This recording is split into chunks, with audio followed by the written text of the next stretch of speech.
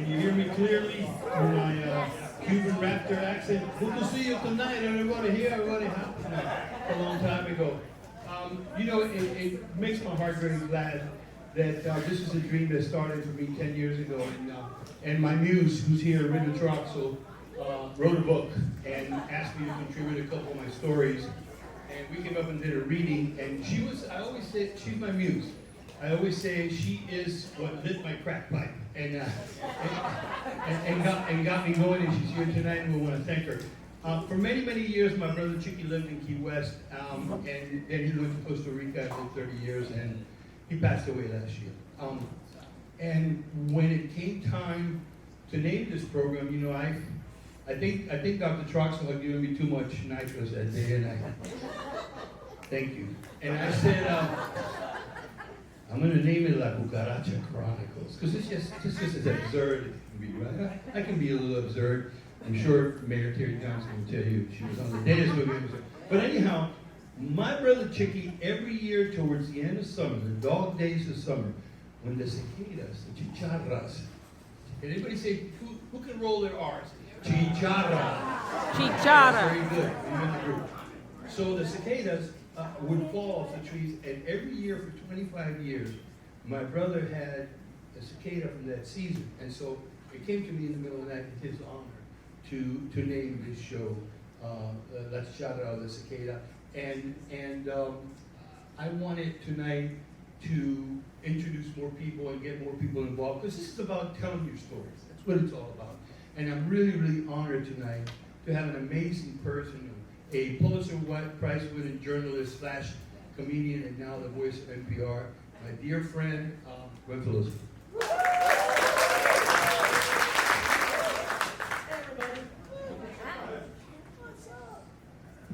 All right, how are y'all? Welcome tonight to the Storytelling Slam, and thanks for coming. I love being at the studios at Key West. Doesn't it feel great? Yeah. But I look out here and I'm like, I know y'all, but you're like smart people, right? You guys have Kindles and shit. You listen to NPR, unlike me. No, I'm a new fan. It's a big switch to go from Miami Herald, great publication, different goals, to public radio, WLRN. So, thank you. It's a big step. And it's unexpected. I just was like, okay.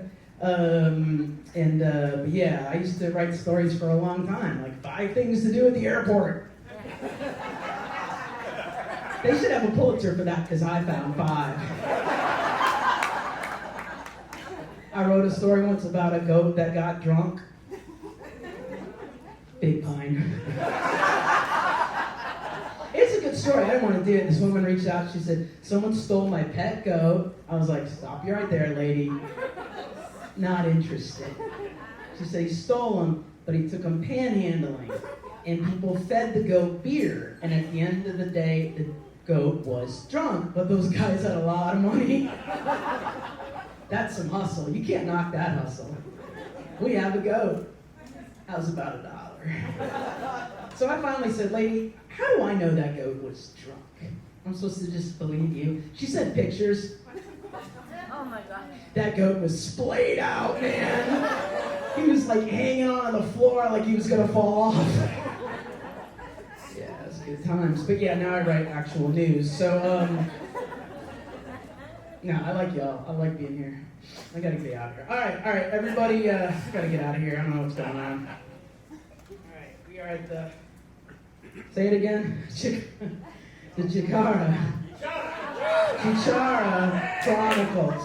Chicarra, the cicada. Look, I'm learning that Espanol, but I don't like Duolingo. I don't like it. That owl is oppressive.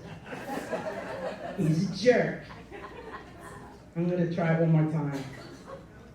The Chicharra. Hey! That's right. I was recently in Miami. I love people up there. I pretend I understand Spanish because I think it's cool, and people are just kind of like, okay, yeah. They're nice to me. They're all hot up there. You ever been to Miami? You been up there? Everybody's hot.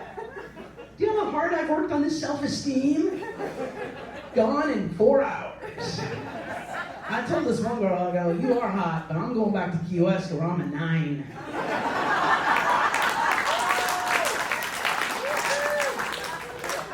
You hit mile marker 4, I'm a 10.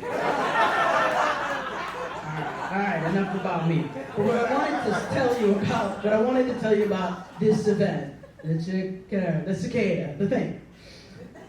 Tony, I ran into Tony Yaniz at the gym it was a while ago.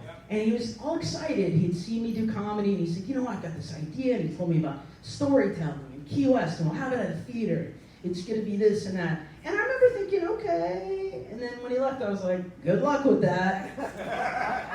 Because we all have ideas. You know, and there's so many events in Key West. I mean, what hasn't been invented? And you know what? I've never been so happy to say I was wrong. He not only pulled it off, hit a home run, it's created this beautiful event in Key West where people feel connected. I'm not the smartest person. I never said I went to Harvard, but I know what it's like to tell a story.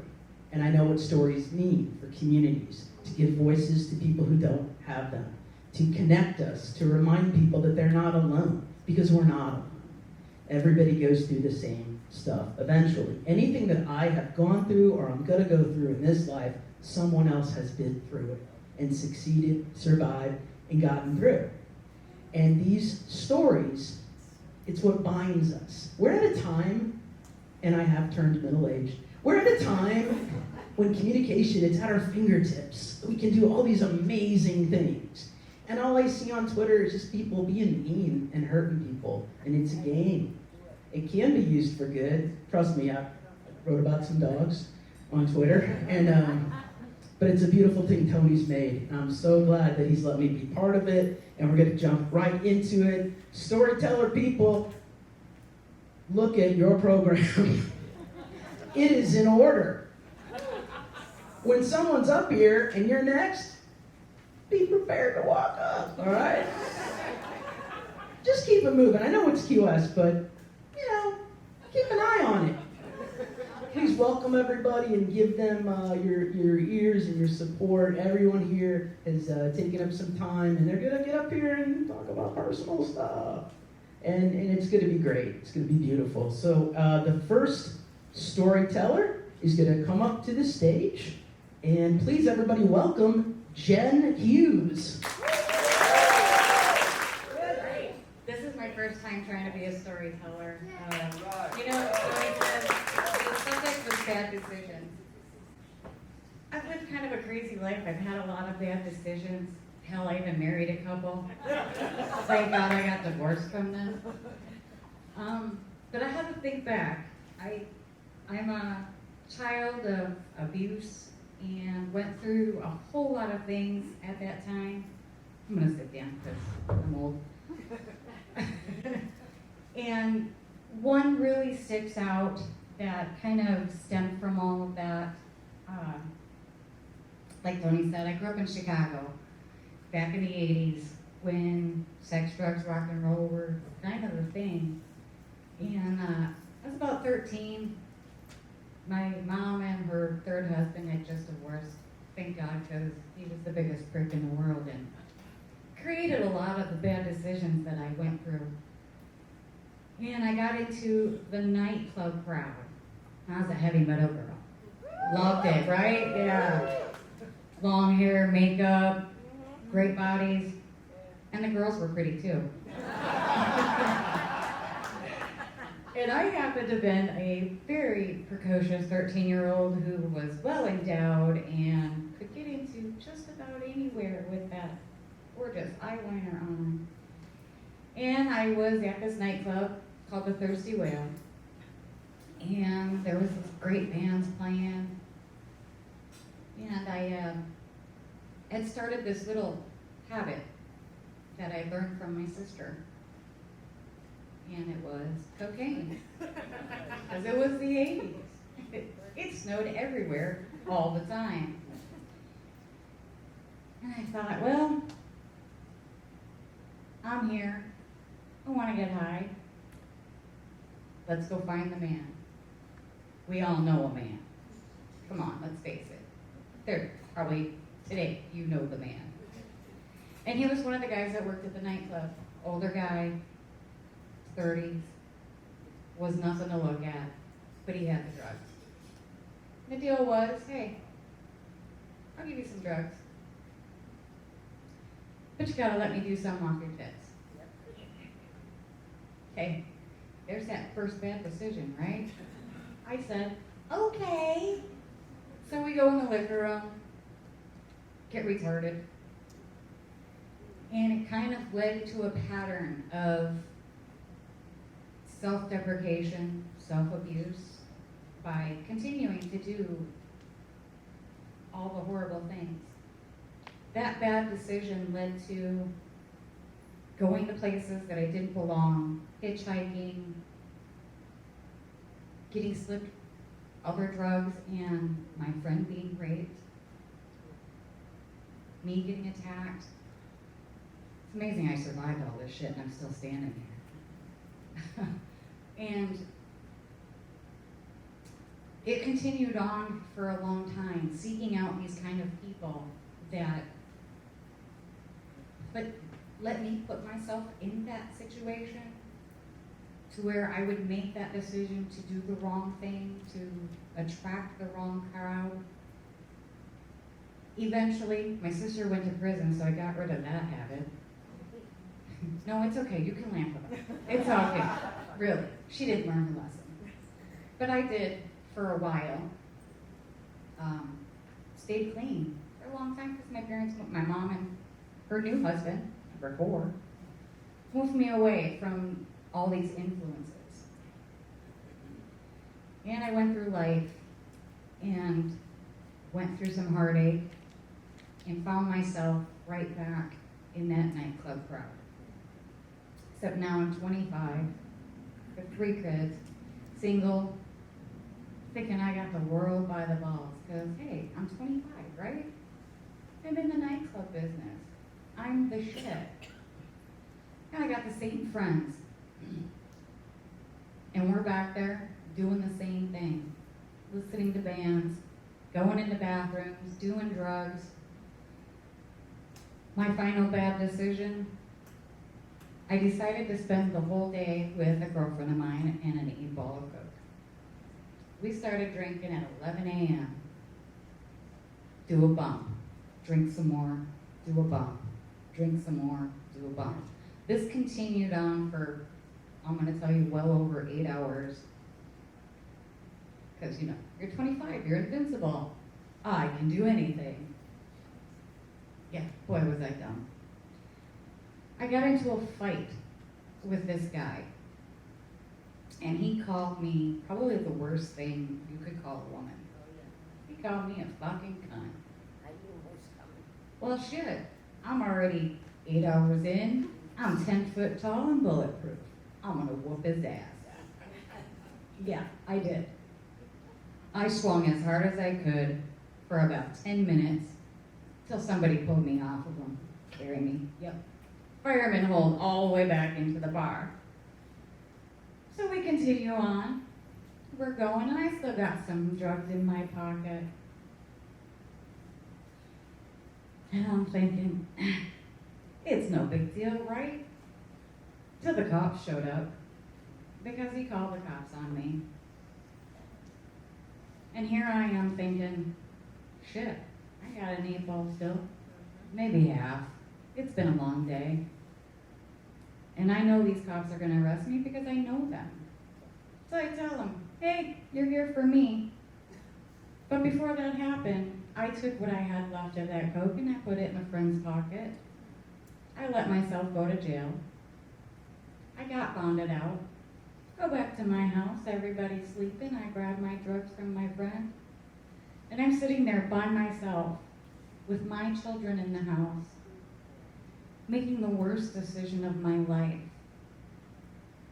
I'm lonely, I'm sad, and I'm going to do these drugs by myself. Now that's where the good decision actually came. Because I took what was left, I flushed it, The next morning, I got rid of those friends. They never came around again. I told my parents what was going on and that I had a problem. They were my support. They helped me stay clean. And now here I am in Key West. I have 3 amazing adult children, about to have a grandbaby any moment now. And because of my bad decisions, those little shits have the best life. Because I know what they're gonna do before they do it. Thank you all for letting me share my story. Oh my gosh, Jen Hughes, give it up for her. That was amazing. That was the way to start off the show. That was great. Thank you, Jen. One bad decision. That's the theme. I forgot to tell y'all, because that's why I'm hosting, because I can't possibly narrow down mine to one. I've made one between speakers. So, I know this guy. Coming to the stage, everybody. It is my friend and yours, Tony Elichter. Motivated to do this, having attended the last Story Slam, or Chicharra, because someone else there was telling a story, and that person, probably a peer about the same age as me, referenced their parents and said, yeah, my folks, they were social democrats.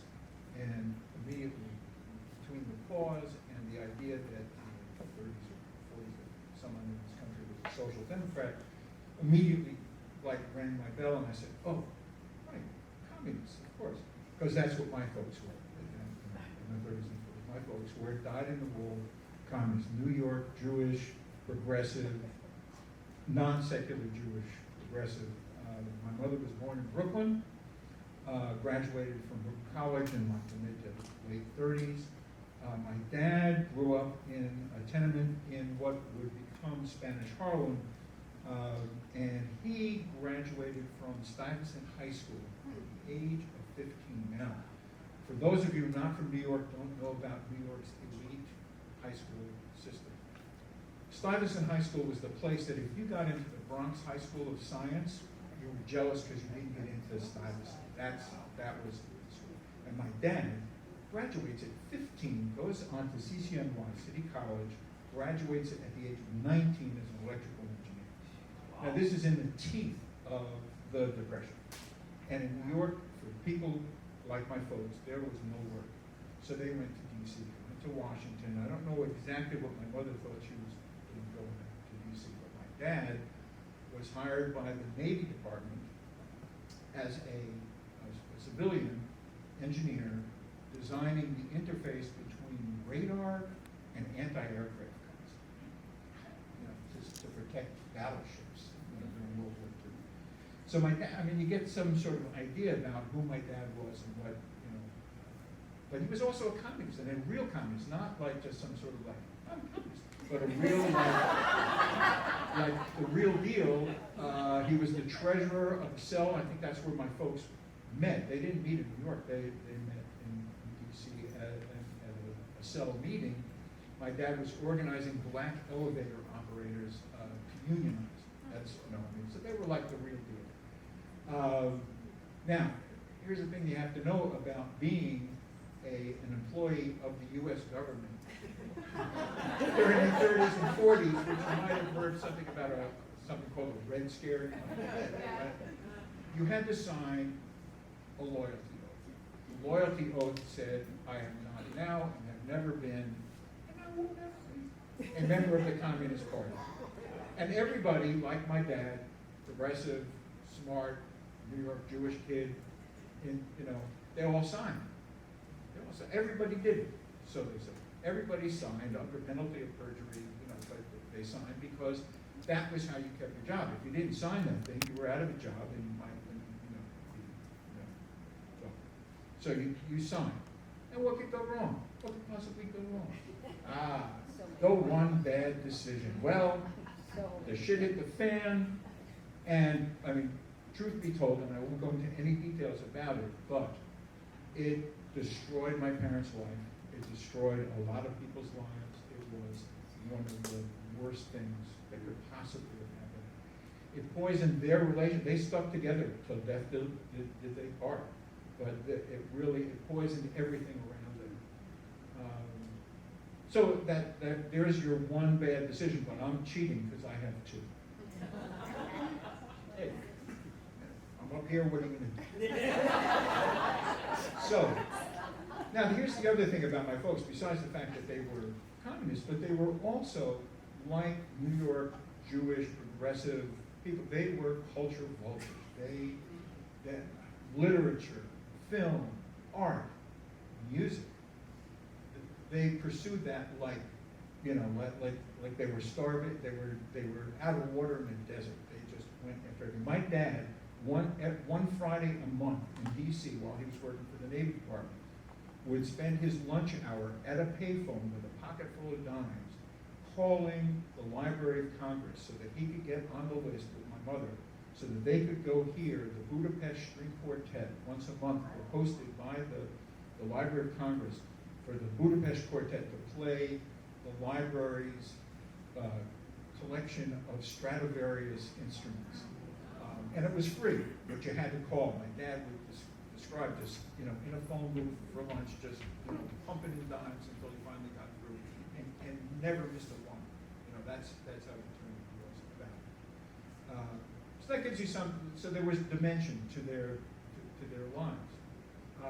They had my sister while they were still in D.C., but once the shit hit the fan, they had to leave D.C. They came back to New York. I was born in Brooklyn, and then by 1954, it was too hot for them to even stay in New York, so they fled to the country, into the woods, and built a house where I grew up. Now, so this whole thing about music and art, culture, and everything, one of the great things was where they moved to was a kind of a middle and working class, ex-urban community with a fabulous music program. But I grew up listening to music in the house constantly, every kind of music, the most eclectic experience of music. It was just, the Budapest String Quartet, or Beethoven, or Bach, but also Billie Holiday singing Strange Fruit, jazz, big band jazz, real jazz, bebop, folk, Mahalia Jackson, everything. It was just like it was sort of like I was bathed in this complete ocean of music.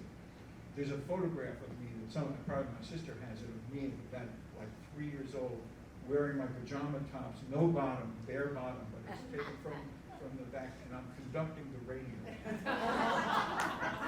So my sister's 4 years older than me. She starts playing the flute at the age of 8. I'm 4. I'm too young. But for those 2 years before, I'm like, and no, you're too young. Finally, at the age of 6, my parents find a curved con soprano saxophone, B-flat soprano saxophone in the penny savers for $25. And I'm off and running. That's my thing. I've got music now. I've got it in my hands. The teacher, my sister's teacher, was also the teacher for this school district, and I'm like, I'm in it. I'm in everything. The dance band, the orchestra. I'm playing clarinet, the orchestra. I'm everything. My identity now is starting to solidify into music and musician. Now, at the same time, I'm living with my parents, who are not a treat. They are my mother, who can suck the oxygen, or could, now, but she can suck the oxygen out of any room she walked into, and was the smartest person in that room as far as she was concerned, if I inherited anything from her besides bad athletic genes, is a complete lack of fear of performance, as you can tell. Right? I know, and the great thing about my mother is that she was probably one of the most insecure people that you will ever meet, but she had this completely stainless steel exterior of just bravado and confidence and being the smartest and knowing everything, but inside she was like a husk, especially from that experience that happened in D.C. My dad, however, was the opposite. He was quiet. You never heard him talk. It's just, he would come home from work. We'd have dinner. We always ate dinner together. We would watch Chet Huntley and David Brinkley, and then as soon as dinner was done, he would go downstairs into the workroom of the house that they built.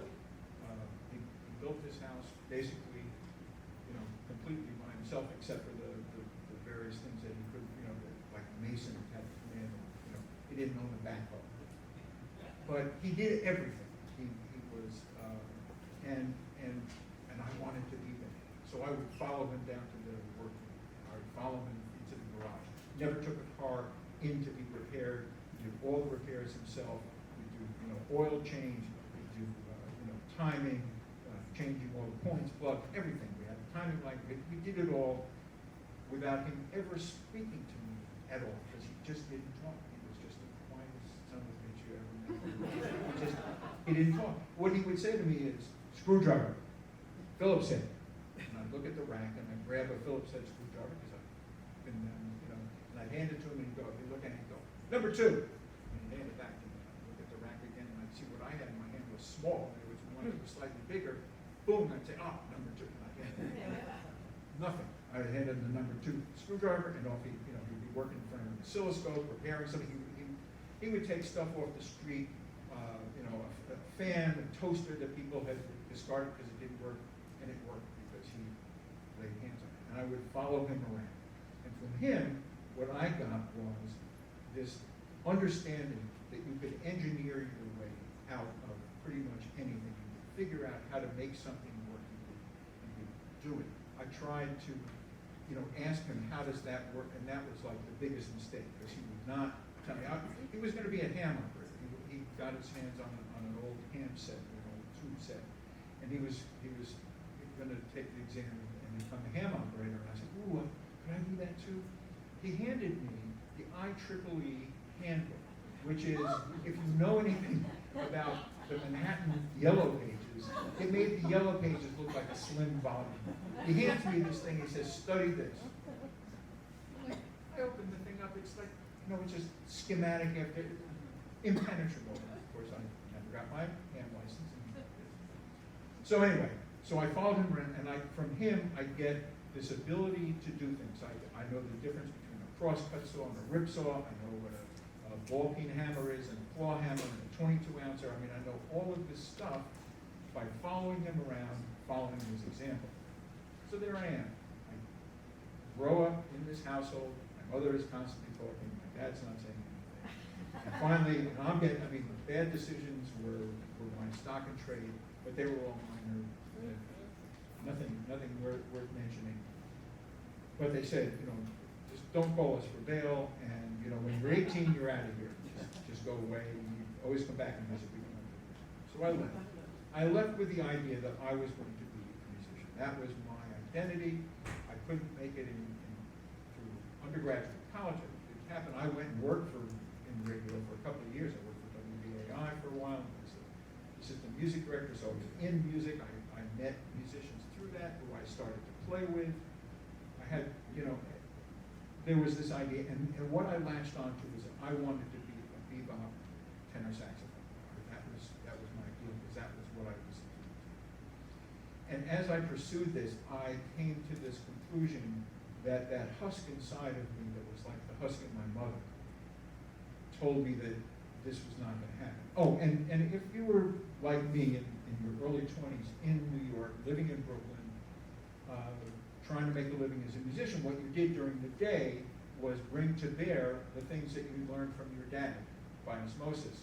So I was building loft beds, I was building platform beds, I was sheetrocking ceilings, I was working as a woodworker, because there was no, couldn't make it as a musician. All of us, we were like, you could hear the spurs jangling as we walked around the streets with our sax packs. There were so many of us who all wanted to be this. We would play in bars at night, the Stack of Barley in Brooklyn, and for tip money and stuff, but you couldn't live on that, so you worked during the day. And as I was doing this woodworking, I started to get into it. I remembered working with my dad and figuring this stuff out. I thought, oh, geez, And then I heard about an apprenticeship program with the carpentry union there, and Union, and they had this apprenticeship program that they were going to start, and I took the exam for it, and I passed. I was one of the top 25 of the thing, and I was about to sign up to become, because what I thought I would be would be a fine cabinet maker. I thought, oh, you know, because I did not have the self-confidence, even though my image of myself was as a musician, my inner gut told me that it was not going to happen, and I should have been and should. So I was all ready to sign on the dotted line for this apprenticeship program. And I thought, well, you know, one thing before I do, because all I could think of was, this is going to make my dad happy, finally, you know, because my parents were not musicians, they never played an instrument, but they loved music and they imbued that in me. But my dad was the hands-on, can-do guy. And I thought, finally, I'm going to make him happy, so before we died, I called him up. I said, hi, Dad. I've come to a decision. I've decided I really can't make it as a musician. But I got this opportunity to join the carpentry union as an apprentice cabinet maker. So I'm going to do that, and, you know, and there was this silence. They were on the phone. And for the first time in his life, my dad says to me, you know something? Tell me. I think it's great that you want to be a cabinet maker. I think, you know, you probably you're pretty good at it, maybe, I don't know. But what I don't understand is how someone who has the talent that you have, that can do what you do with a musical instrument that I've always admired and always wished I could do, why anyone did that.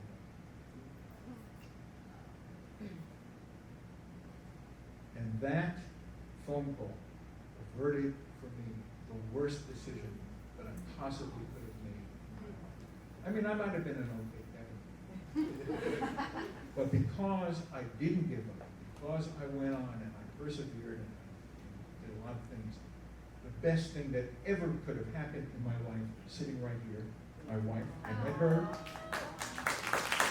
So she was a singer in a rock and roll band that hired me as a music director, and I threw all the deadwood out of that band, threw her boyfriend out of that band. He couldn't play the guitar to save his life. He didn't know how many bars there were in a 12-bar blues. And I ended up with this hot, fantastic singer, and we have spent like, what, 46 years, I don't know how many, it's like, you know, and that's it. One bad decision and one bad decision averted, and I could not be, I am the luckiest, stupid luckiest person on the face of the earth. Tony, thank you. What a wonderful story. Tony, Alec, y'all give it up. Give it up. You did great. You did great. I love that. You're like my demographic, like Brooklyn guys that like move south, and I love you. You watch your man, lady. Watch your man, girl. That's right. I know, I'm in a lot of therapy. I have no idea what's going on right now. Maybe you could adopt me. Legally. None of this like a daughter shit. Okay. I want property. That was fabulous. Y'all, that was a wonderful story. Thank you, Tony. All right, we're going to move right along. Want to let y'all know we're doing this thing where we'll have like one, maybe two audience members come up and tell a story at the end. Here's the procedure. There's cards back there by a Santa hat. You'll find it. Fill it out with your name. I'm all over this, Becky. With your name, right? Just the name, right? Nothing like, hey Gwen, what's up? All right. Phone numbers, and you put your name, and then I think they're going to draw them out of a hat, right? Yeah. Santa hat. Everybody got that? You got that, Key West? All right, so do it if you want, because we'd love to have somebody from the audience get up and show us how it's done. So, our next storyteller coming to the stage, I've actually known this girl a long time. I'm so excited to see her here tonight. Everybody, welcome Beth Moyes.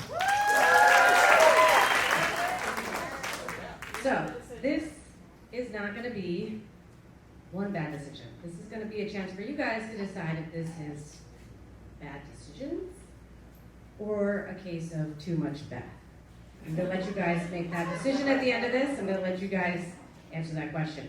So wait till the end. All right. To start with, that term came from a friend of mine. She was on her way over to my house to go to work, and she comes in, and she's kind of in a bad mood, and she comes in, and I'm kind of like, meh, and she says, come on, I need more Beth. Like, I need you to cheer me up. I need some more Beth. And I'm like, I'm feeling it. Let's go. So I grab my clipboard and my papers, and if you know me, you know I never get out of the house in one shot, ever. It's 1, 2, 3 times, at least, that I forget something and have to go back. So we're leaving, we're walking down the stairs, get something, turn around, and I trip up the stairs, at which point my papers go flying and my friend just screams, too much Beth, too much Beth. Oh God, I said, okay, well that term became pretty popular with a lot of my friends. Turning up, dialing up or dialing back the Beth. So the decisions or the Bethness that I want to present to you guys is, if you're wondering why I'm in this outfit, it has to do with monkeys. I was traveling to South America with a friend of mine, and we were going to the Amazon jungle, going to spend 3 days on a boat, and before taking off, we dock next to another boat, and there's a guy with a little capuchin monkey. Remember like the little guy from Ross, from Friends, that Ross used to carry around on his shoulder, so cute and little, and he had a little string around his belt, his waist, and the guy's going, $20, $20, and I'm like, dude, $20 is not gonna get that through customs, but I have to hold that monkey, I've got to, obviously, and what do little monkeys do, but they sit on your shoulder, right? That's what I thought. So I take the monkey, proceed to put him next to me so he can climb on my shoulder, and he bites me. So of course he did, right? So I'm like, holy shit, take the monkey. And I'm like, holy shit, I just bit by a monkey in the Amazon. Didn't break skin, but this can't be good. And I'm thinking, was it me? Was that too much Beth? Could have been my choice though, to take that monkey. It's probably ill-advised. My friend didn't think that was a good idea. But the next day, we go to this little village in the Amazon, and there's about 10 of us with a tour guide, and we're all standing in like a semicircle, and he's, telling us about the villagers and their culture, and lo and behold, loops up this monkey. And he's like at the end of the stage, and then there's all these people, and I think, oh my God, a monkey, I'm so close to a monkey, Anyway, the tour guide throws him a banana, so he'll sit there eating it, so we can all look at him, and how cool is that? And I'm thinking, I gotta get a picture of this, holy shit. So I carry out my little disposable camera, and they're not loud. I hold it up to my face, and it goes click, and that monkey goes, throws the banana, leaps over to me, he wrapped his tail around my arm, and I'm still like this. And I'm going, take a picture, because, God damn it, I'm not moving, because I just got bit yesterday, but fuck, I want this on film. So he wraps his tail around my arm, swings from my body, I swear to God, I do actually have pictures of this happening, and then, twice, and then drops to the ground, takes off into the jungle, never to be seen again. Nobody else was even, acknowledged by this monkey. What the hell was that? Too much Beth? Bad decision to take the picture. So, fast forward a few years, just so you don't think this is coincidence. I'm in Thailand now, and we go to this place, this beautiful island. It's where they filmed that movie, The Beach, with Leonardo DiCaprio. It's gorgeous. It's, just a desert island. And we go on this snorkel trip. And the tour guide for the snorkel trip says one thing. You have one rule. Do not lose your snorkel gear. It will cost you $500. I'm like, okay. Rule is, don't lose that snorkel gear. That's a lot of money. So we're snorkeling, and there's a beach over there, and I want to take a break. So I swim over to the beach, and I'm sitting in the surf, a few inches of water, And there's a long beach behind me, way back. There's trees. And back in the trees, there's a bunch of monkeys, tons of them. And they're just flipping around, having a good old time, just, being monkeys. And I'm just like, oh, this is so nice. Oh, and I just look back and I'm like, oh, cute monkey. That's it. This one male monkey, I'm assuming it was a male. We'll get back to that. That's my God. Anyway, bottom line is, this monkey heard me, and I wasn't loud, and I wasn't really talking to him, I was just talking to myself. And he goes,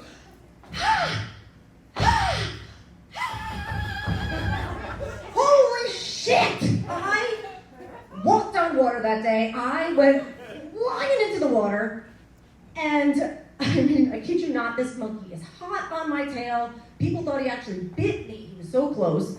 I get all the way up to waist to here, and then the monkey is back, and he's at his own thigh deep, and he's still pissed. He's going, ah! Ah! At me, and I'm like, well, guess where my snorkel gear was? On the beach. Yeah. So I'm like, well, this is an expensive day. But some other guy sees this all happen. He comes over. No big deal. He goes, psh, psh, splashes some water, grabs my snorkel gear, gives it back to me. No big deal. Why me? Too much bath? Bad decision to go to the beach. I'm not sure. We go to another country on this same trip. We're in Laos. This is a small one, but it was still significant in my mind because this is adding up now. And we were walking down the street in Laos, and there's somebody at their little, tienda having a monkey on a leash, and like a pet, like a dog out, on a leash. But all of a sudden, we're walking by, and this monkey's trying to get off the leash, and I'm like, okie dokie, let's keep going. And I didn't even try or look or talk to him, but he had a reaction. So fast forward again, about at least another decade, and I went to Panama with a friend of mine, different friend. So it's not her, it's not the combo. Okay, so now we go to Panama, and this one day she decides she's gonna take a nap. Well, I'm not sleeping through Panama, so I'm going on a tour. Let's see what they have at the hotel. So I go down, I sign up for this tour where they take you on a boat and give you information of the area where we are. And lo and behold, it's maybe a 20-foot little metal boat with 2 rows of seats and a metal roof. And we chug up to this island. What's there? Monkeys. So the guy is telling us all about it. He's like, well, these monkeys don't get along with these monkeys. 2 different islands. They're at war. Interesting, blah, blah, blah, blah, blah. Cool. But we're not docking or anything. We're just idling in the water. They're not friendly monkeys. So we're just looking and talking about them from the water at a safe distance. Well, apparently we were close enough that one monkey decided to swing out of the tree, land on the roof of the boat. No, thank you. At this point, I'm like, fuck this. I'm in my 30s, so I'm not messing around. I am definitely want nothing to do with this. Well, that monkey gets off the roof, climbs down the pole, and sits on my lap. Are you kidding me right now? There's 10 other people on this boat, and I'm the monkey, and mind you, the first one was a capuchin. The second one had a big body, this tall. As, I described the other one, again, tall. This one was also quite big. Body about that big. Okay. Fangs, I'm sure there were fangs. I don't know for sure, but I'm guessing there were fangs. And this monkey sits on my lap. Like this. And here's me. Got my limbs tucked in, and I'm looking like this. Oh God, why me? Oh, I don't want to breathe. I don't want to make eye contact with the monkey for sure. I'm just tucking my arms in, and I am trying really hard to stay very still. So I am shitting my pants. And this goes on for a few minutes, and even the tour guide was like, huh, that's kind of weird. That never happens. You don't say. So I finally just waited out long enough. We all just sat there like, and the monkey, once again, not interested in anybody else, climbs back up the pole, onto the roof, jumps in the trees, never to be seen again. What the hell was that? Too much bath? Or a bad decision to take that tour? I'm not sure. Still not sure. But, all I know is that seems to be quite a good metaphor for my life, is too much bath, not enough bath. But, I would just like to say that I hope you guys all like my outfit tonight. I feel much more comfortable in this than in regular clothes. And I want you to know that I know exit 11 on the turnpike is Monkey Jungle. I've lived here for almost 16 years and I've never been, and I want to go so bad. I mean, God, it's this Monkey Jungle. How awesome does that sound? Everybody thinks like, oh my God, that could be so cool. I've never been. Why? Because I don't know what the deal is with the monkeys and me. But I also don't really want to know anymore or endanger the lives of my friends because we're all just not quite sure. Is it too much bath or my bad decisions? I don't know. You guys decide.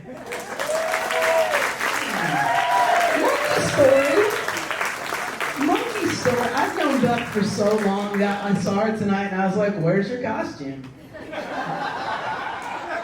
That's it? No. I love the monkey stories. You know, I wrote about some monkeys when I worked at the Citizen. There's a monkey, they caught him in the middle of US 1 a few years back. And they rescued him, and I called Tammy Fox at the SPCA. I was like, what happened to the monkey? She was like, oh, we took him to the sanctuary on the mainland. He's got a girlfriend there. And I was like, so everyone has got a girlfriend except me in the Florida Keys? You're really all coupled up? A monkey is doing better than I am. Of course, there's more monkeys have a bigger dating pool than I do here. I have a type of woman I like. Let's call her straight. And watch your ladies, gentlemen. Always starts well. Anyway, I'm so glad Beth's story also reminded me, well, I just stay home. Y'all can travel all you want. My idea of travel is go to Miami or go to Houston. I just stay home, watch my stories. I'm watching The Vow right now. It's weird. It's weird watching The Vow. But these shows are too long. You ever know, why are they all 8 seasons? 3 seasons. Handmaid's Tale is brilliant. Y'all watch The Handmaid's Tale? It's brilliant. It's marvelous. 5 seasons? Let's wrap it up, ladies. Wrap it up. This is going well. All right, I saw this gentleman's name on the program. Like, oh, they brought in a ringer, but we're talking Key West Poet Laureate stuff going on. So welcome to the stage, Tortuga Jack Hackett. Hola. Hey, as far as bad decisions, this might be falling in one of those spoiler alerts, but my wife asked me what story I was going to tell, and I told her, and she goes, No. Tell your Santa Claus story.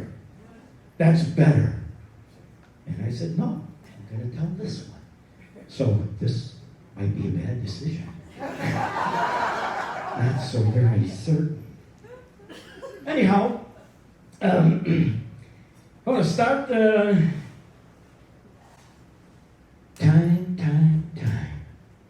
Why, time is all I've got.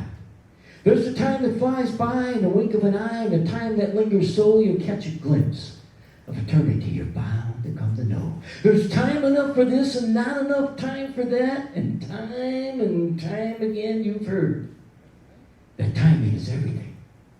And time. Why, time is all you got. And then those gots will surface at any given time. like right now, here in the studios, or later on down at the bar, or maybe Sunday morning in front of church out there. So, one of the gots that I've got for you jumped right out of my youth. Now, born and raised in the city of Chicago, North Side, dyed in the wool, Chicago Bear Cub fan. Even played football in Wrigley Field, but that's a different God. This God is stemming from a July night. Hellaciously hot, sweltering, wet night. Of course, conks, that doesn't bother them at all. And what's happening here is I'm 15, 16, and 17 with a group of guys that we're hanging around with. And we're gathering at the park. And at that age, you know, pumping testosterone, pumping iron, and pumping up our ego the best way we can. And we're getting ready to launch ourselves into new horizons, more adventures, because we're on the cusp of being able to get a car to go places in a consistent way. So we're meeting at the park. First car to show up is going to be Dude. Dude shows up in his 52 Chevy that he shares with his older brother, but it's his night. Yeah. Nicky G comes with his grandma's 49 Chevy. He gets that car every night. She don't drive at night. He lives with his grandma. Yeah. And we're waiting there talking about, we're wondering if the doctor's son's going to show up with the Thunderbird. Not the wine. The car. Thunderbird. What's the word? 30 twice. Yeah, we already hit the pool hall and managed to find somebody who's going to buy us our beer, our wine, and our half pint of whiskey.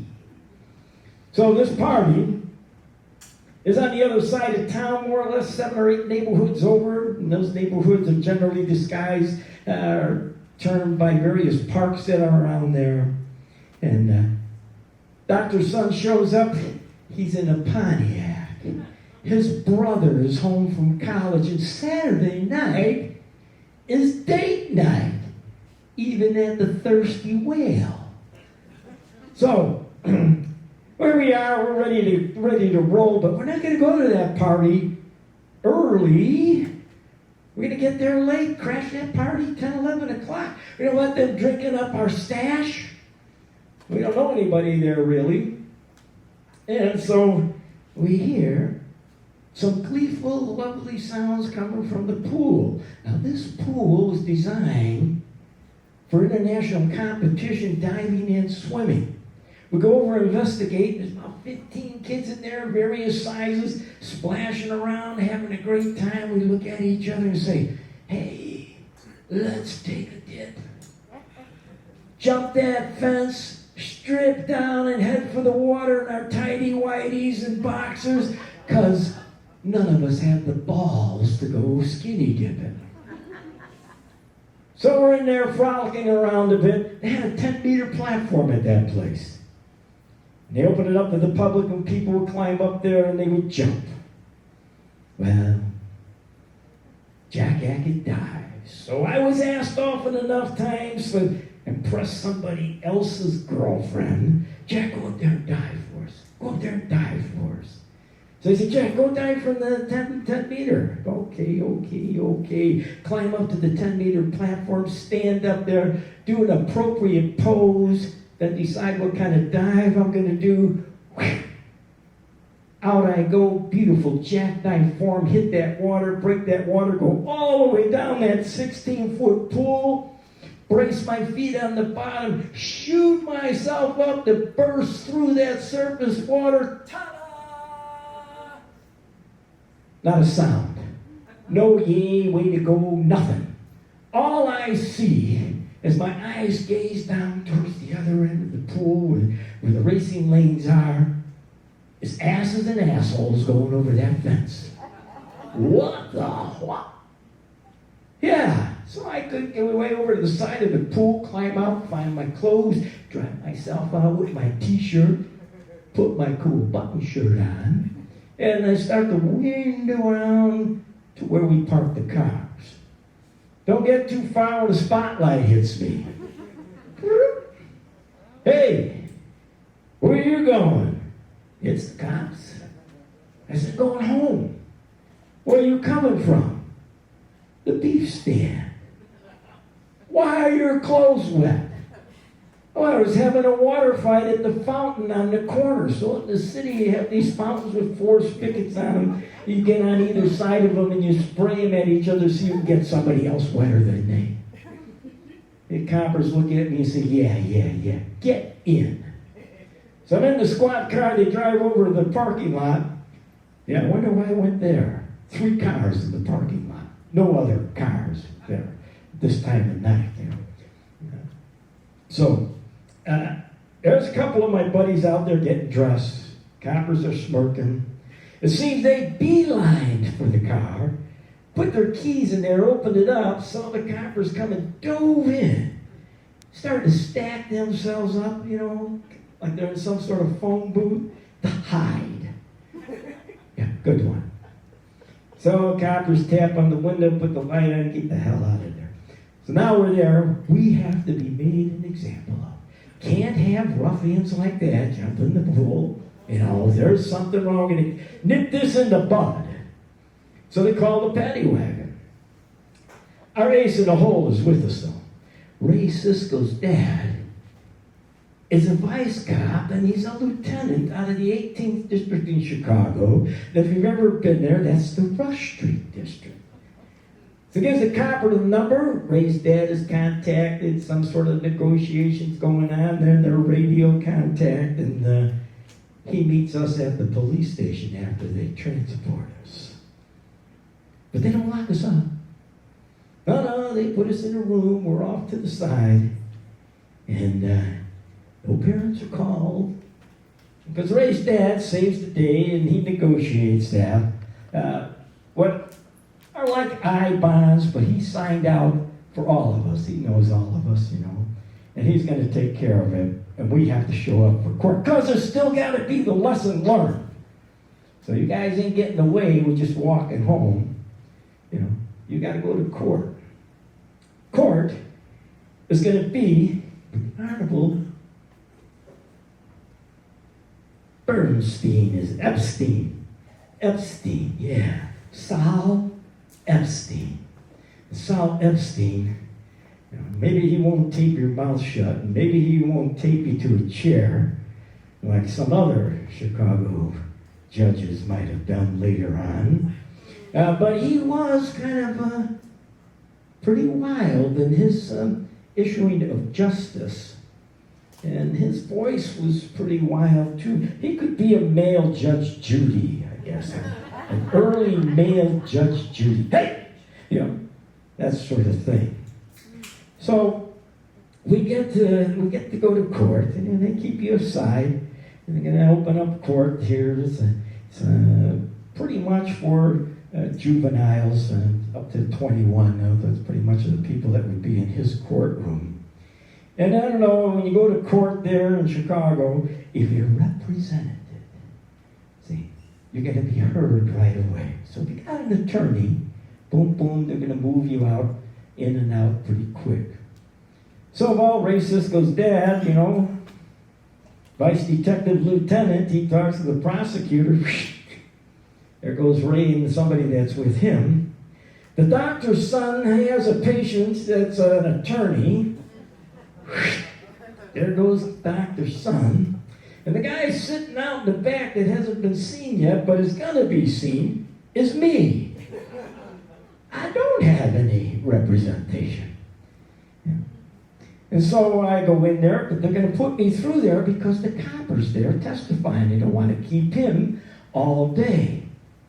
So now, I get in there, and the copper, and the attorney says to the coppers, so officer, did you please tell us what the occasion to meet this youth was? The officer says, he was responding to a disturbance call, and while driving alongside the pool approximately 30 feet away at 15 to 20 miles an hour, I observed 20 to 25 youths scantily clad in underwear and or swimsuits.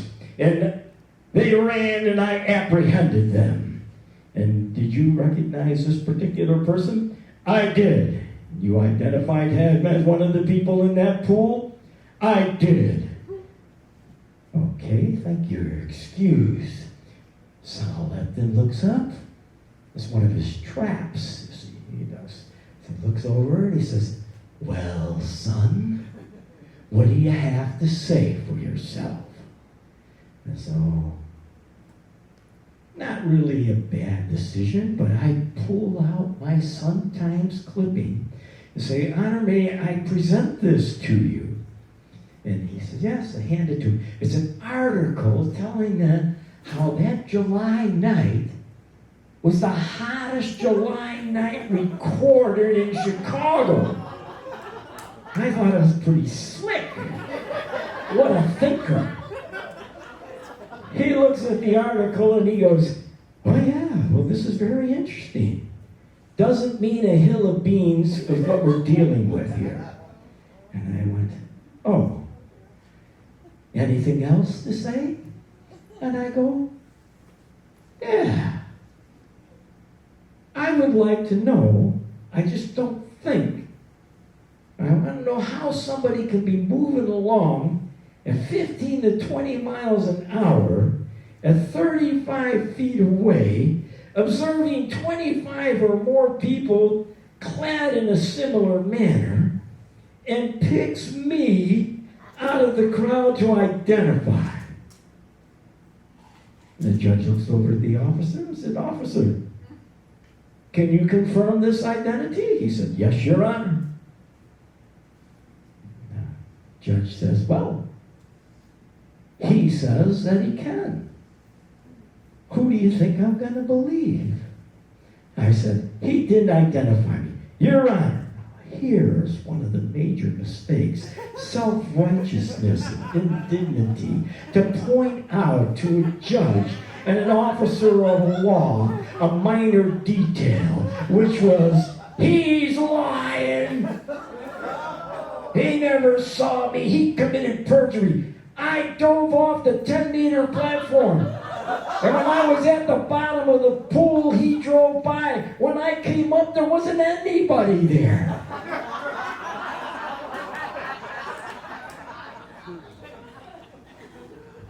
Epstein says, lock him up.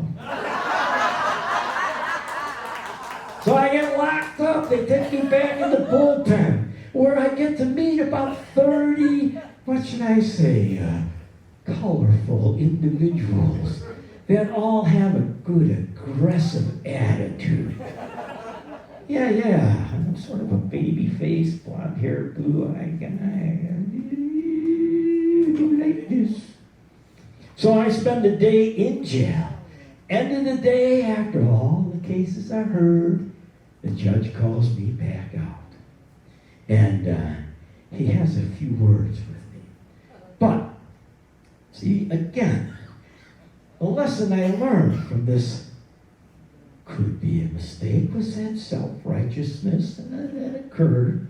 And for the next 6 weeks, every Monday, I got to sit next to Judge Saul Lepton, Wood Street Court in Chicago, and listen to those cases all day long.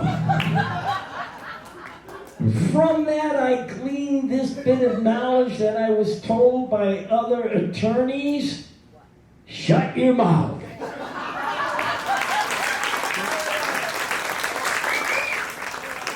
Tortuga Jack Hackett, keep it going for him. Yeah, I think he's done this before, but this is going really well. I'm pretty proud of us. I think we're doing great. I was texting a friend of mine, though, this woman I met in Miami. She says, that's right, she says, I would say Chicharra. And she's from Nicaragua, so she went. All right? I'm just messing with you. Duolingo. Anyway, please don't be shy. If you would like to put your name in the hat, the Santa hat, back there on the sound person's thing, just fill out the card. Just put your name. And again, the theme is one bad decision. And if you're living in Key West, you've got a few. We know. Some of us have the same one, don't we? But put your name in the hat. We're gonna draw a name, and we're gonna have about a 10-minute intermission. But before, please give it up for everyone you've seen so far. Jen, Hughes, Beth, Morris, my buddy Tony, Eric, and Tortuga, Jack, Hackett. Give it up for them. This is great job. And coming up, again, about 10 minutes, so don't start doing stuff like your taxes, okay? Just like, but who we got coming up? We'll have an audience member.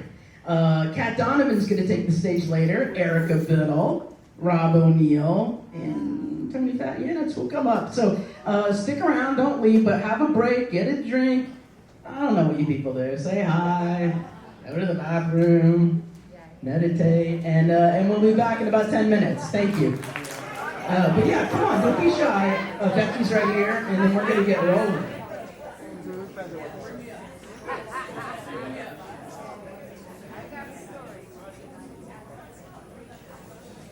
It's super quiet right now.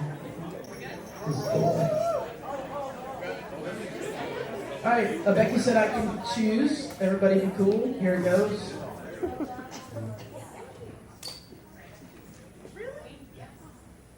Queen Fran Decker, you want to come up to the stage, tell a story?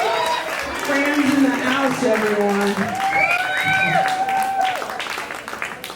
Take your time. You want to come around? Take your time. Okay, Fran gets more done in a day than the Marines do all year. So I'm just going to hand it over to you, Fran Decker, everyone.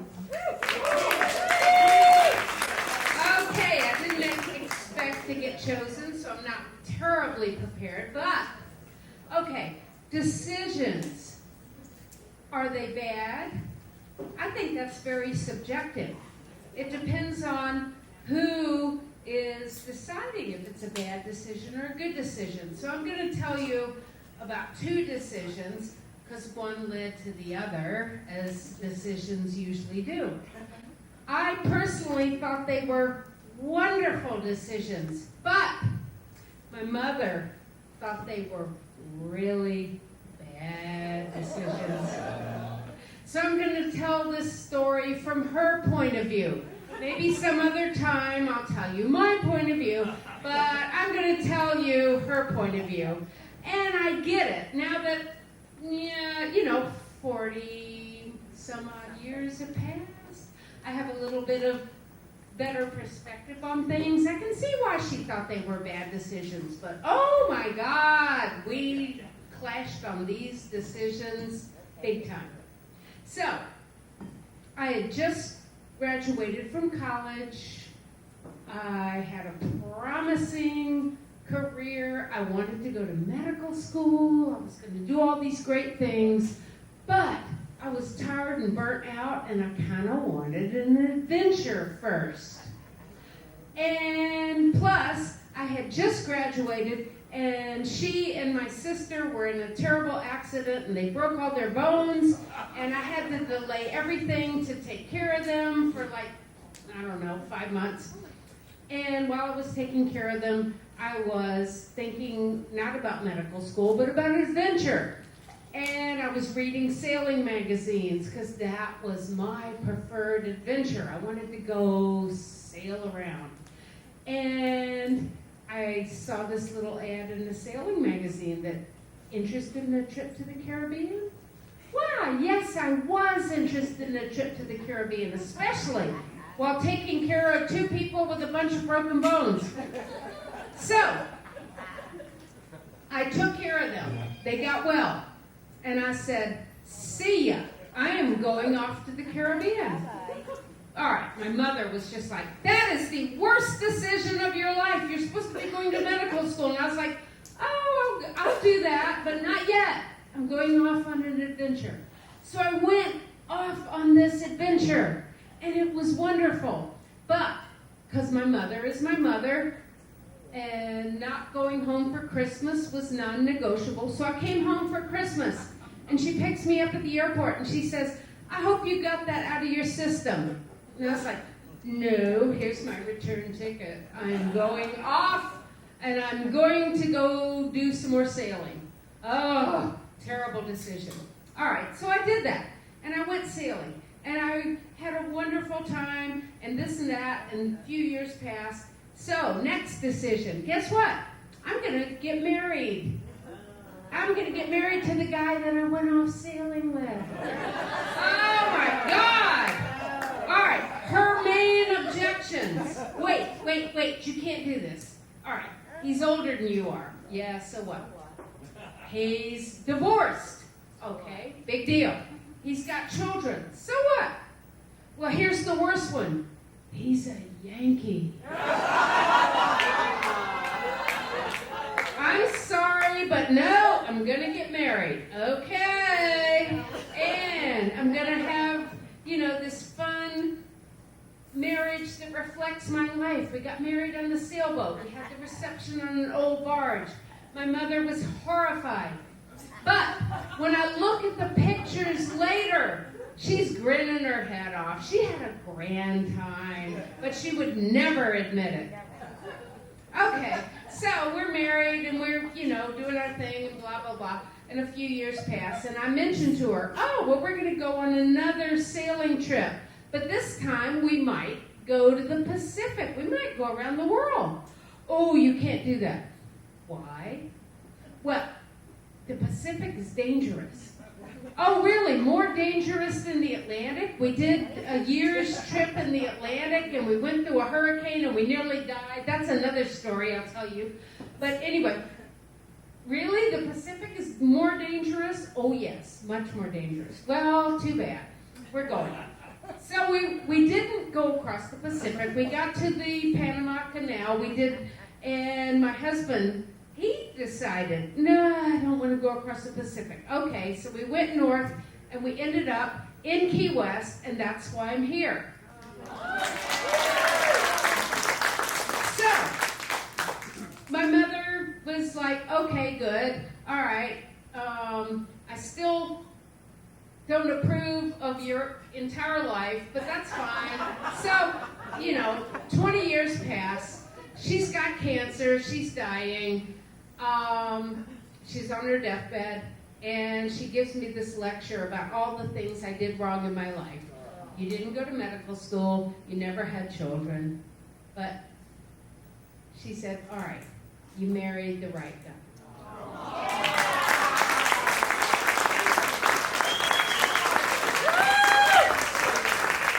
Thank you, Fran Decker. That was beautiful. Fran Decker, everybody. She did that on the fly. Got it good. But I want to hear that other story now about how you got in trouble. I'm really good to thinking about that. She won Fantasy Fest Queen. You know how hard that is? Every once in a while, someone's like, Gwen, you can run for Queen. I'm like, no, I'm watching The Vow. I'm not doing that. It's hard. So congratulations, Fran. I'm so excited to have our next storyteller, because I know some of these people. I dog sit now. Do you know what that is? Like I come to your house, I watch your dog for money. I get paid to eat your food and do my laundry. I'm really good at it. And recently I was watching this bull terrier, and he's a great dog, but he's right fresh from the rescue, so he just got paroled. And he got stuck in the front steps. I don't mean under them, through them. He was fine. He wasn't crying.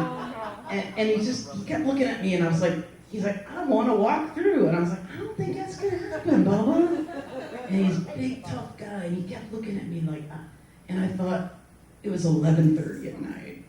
I was like, do I call the cops? I do know the chief. He's like, no. I texted my friend at the SPCA, and nearby, I texted another friend, and then the only person I could think of was this woman.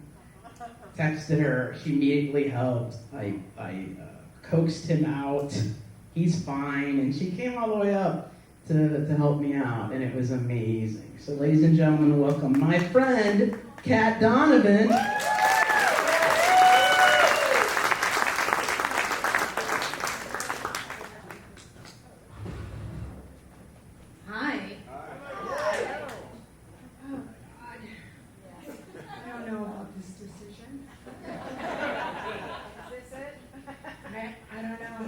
No, this is it. Well, thanks for the introduction, and I save all animals, tree rats, everything. Yes, thank you. I have the second SPCA in Big Hobbit. But I'm gonna be a little serious up here, and I'll try to sit like a lady, maybe. Thank you. This is acceptable? I appreciate that. This is more comfortable for me. Anyways, I was, Fat brought this up to me a while ago, and I was like, sure, I'd love to hear your story. And I'm like, all right. That was, I don't know how many months ago. It was a while, a couple months at least. And I'm like, all right, one bad decision. I haven't made a bad decision. I haven't made one bad decision. No. No. Thank God I'm not telling a lie up here. Every single decision I've made, whether there's consequences attached or I reap some benefits, was exactly the right decision. And I do tell the truth, and I try to be transparent in my life. And I'm probably going to say a lot. We'll work through that together as a group. So I'm going to fill you in. I want to let me out and let you in a little bit. And see, you can count them. So I was born and raised in Western New York in a small little village. So cute. I love it, and I'll be there in a couple weeks. I was raised with my brothers and a mother and a father. And I would have told you up until, maybe a decade or so ago that my life was pretty good. I had a good upbringing. They did the best they could with what they had. That's some bullshit. I grew up in horror, in utter horror. I grew up surrounded by alcoholism, drug addiction, and a lot of physical abuse. And it's unacceptable. But here I am. So, in order to get comfortable in my own skin and to look you in the eye, to sit up here, to do all these things, I found something that saved me, and it was booze. And I started drinking hard at 11. It gave me this ease and comfort. It allowed me to drop my shoulders a little bit. I could sit up. I could talk to people. I could smile. And it really saved my life. Alcohol saved my life. And but then what happened is it tried to get me pretty quick. And it tried to get me, probably by 18 or so, 19. But I would switch it up a little bit. And because that would work, And I just wanted to be comfortable in my own skin. I wanted to forget that stuff and that chaos, and I moved away at 17, and I haven't been back since, and I'm 18. So,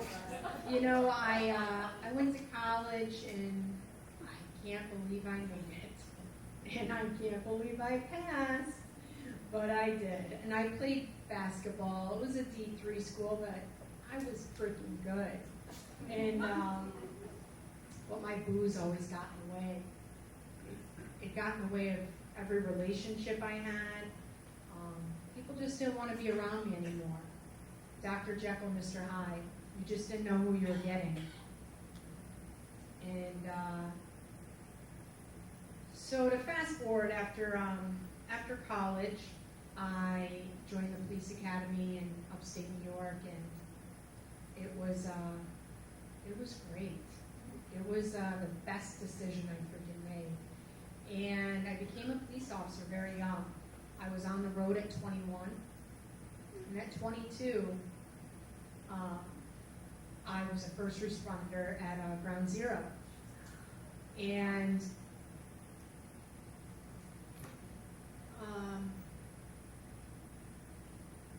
it was very difficult. I love looking at people in their eyes because they don't have to say a word, and I can see you. And boy, did I have a lot of shit. It was just so much pain and wreckage and the things I saw. I was there from the 11th to the 17th, I believe. It was enough. And I was doing the bucket brigade. And my alcoholism just manifested after that for a good solid 2 years. I was a bus wreck, like with no wheels. It was bad. So, but I had a badge, and I loved my job. Man, did I love my job. But I didn't love me. I hated me. And so, March 7th of 2003, one of these wonderful decisions I made was I picked up my car from the shop that morning. I had wrecked it the week before drinking and driving, and I didn't get in any trouble for it. But that night I totaled that same car. And nobody got injured. It was just me, thank God, on the highway. But it was done. And that was the absolute worst night and the absolute best night of my life. That's when I was like, shit, I got an issue here. And I didn't know what it was called, but I had help. They told me what that's called. So I put down the booze and I surrendered to something I didn't even know what I was surrendering to. And I was arrested by my sergeant. So I went from the front seat of a car to the back seat of a car. And this sergeant's long retired, and I love him, and I call him every year, and I thank him for my recovery. And I thank him for saving my life. So I didn't know how to deal with life on life's terms without drinking.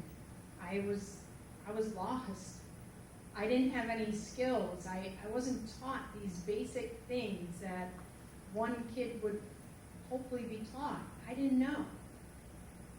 So I walked away from law enforcement, and I bounced around state to state, but I stayed sober the whole time, and I ended up here in Key West 15 years ago.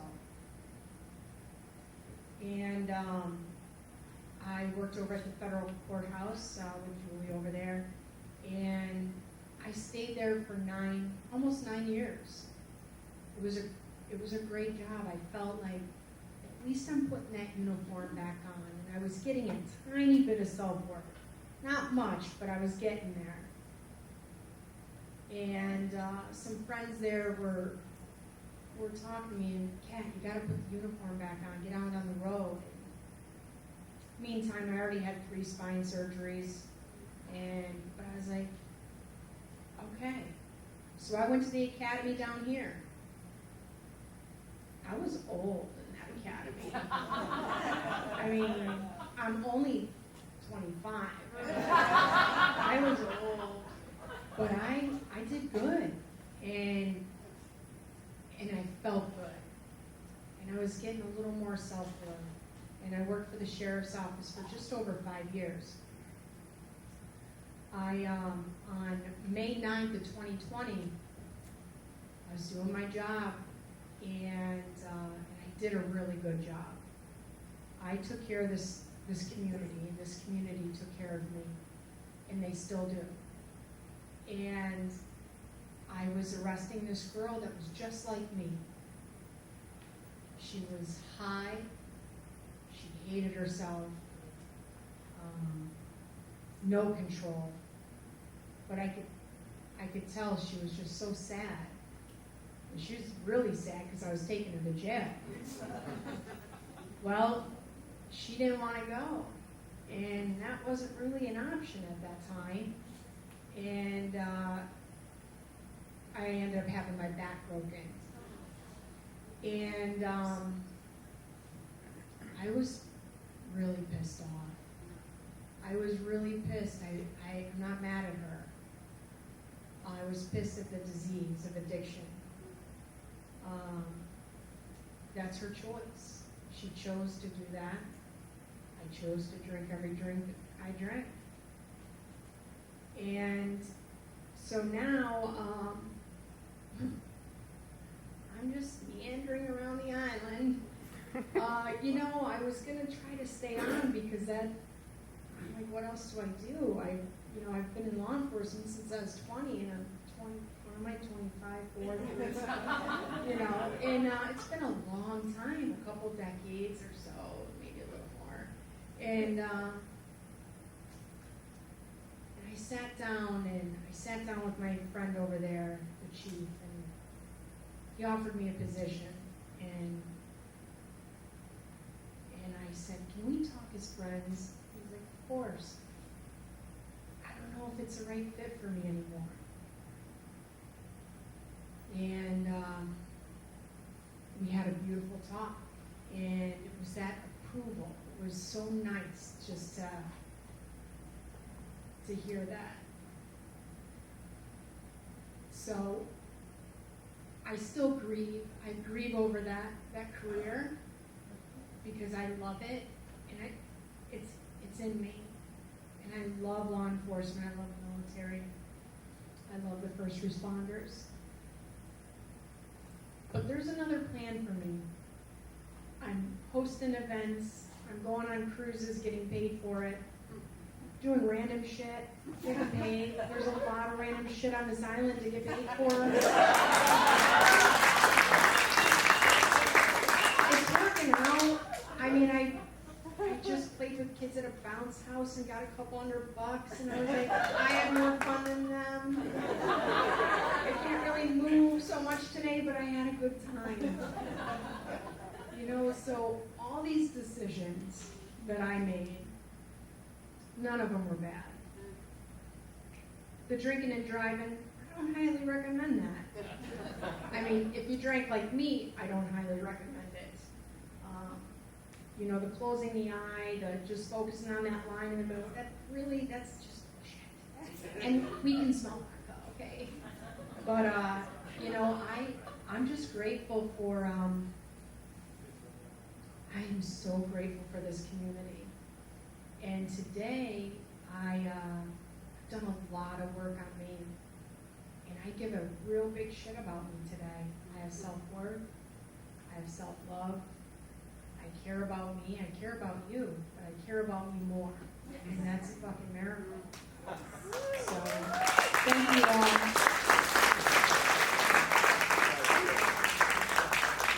Cat Donovan, keep it going, Burr. That was beautiful. Thank you, Cat.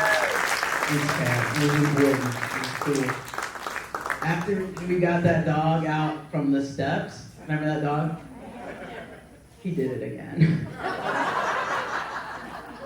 I got him out though. It's my friend's dog. I finally called her. I go, does he do this all the time? She's like, no. So, Archie. All right, we're going to keep this going. And our next storyteller, y'all know this woman. She's everywhere. She's everywhere. This woman, she does a lot of good for the community, a lot of volunteer work, a lot of nonprofit, supports everybody, right? Art and stuff like that. And, I mean, she's everywhere. The other day I looked, she's in my senior high school picture. She's in the back, like... Yeah, we're going to bring up to the stage our next storyteller, Erika, Biddle.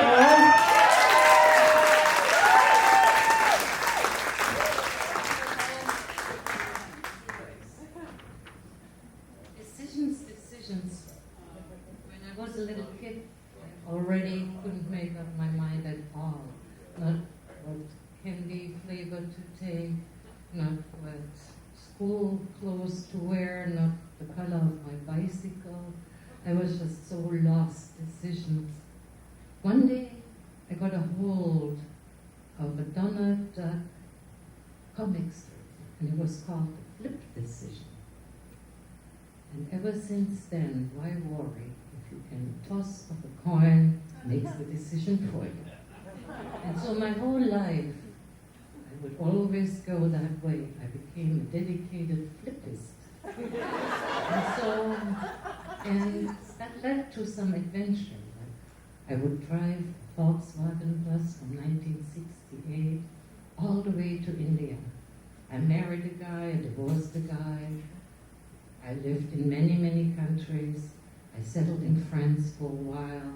From Europe, I left for the United States, Cambridge, Massachusetts. I met my husband, I married Joel, and then from Cambridge, Massachusetts, we came to the West, and then another coin toss, we bought a little house in Hurricane Alley. So, in 1998, my mother-in-law, Peggy Ann, suffered a stroke and a heart attack, and she was wheelchair bound. She was in a nursing home up north, and that was in the spring. By July, she wanted to get out of there, and she kept telling us, I want to come to Key West. That reminds me of this beautiful life that she had in Bermuda, her beloved Bermuda, and she wanted to be close to us. And so by August, Joel went to pick up his mother. We hadn't found yet an apartment for her or a condo in a live-in CNA, so we parked her for a little while at the nursing home in Stock Island. And then I first heard about a hurricane approaching at a meeting in the hotel I was working. They were talking about visitor evacuation. And then on the way back, I heard on the radio, it's not just visitors that have to go, also mobile homeowners and special needs people. And suddenly I said, my God, we have a special need person that we need to take care of. What are we going to do? And we had no plan.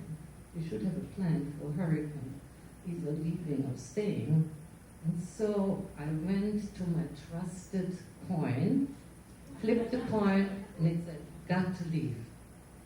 Went to the general manager at the hotel I was working, and I said, I have to leave. And he offered us a 1-week complimentary stay at the Dolphin Resort in Rwanda, a handicapped suite, 2-bedroom. Man, we had a plan. So coming home, all excited with the plan that we would leave and that we had this wonderful place to go to. Joe boarded up the house, I packed the bags.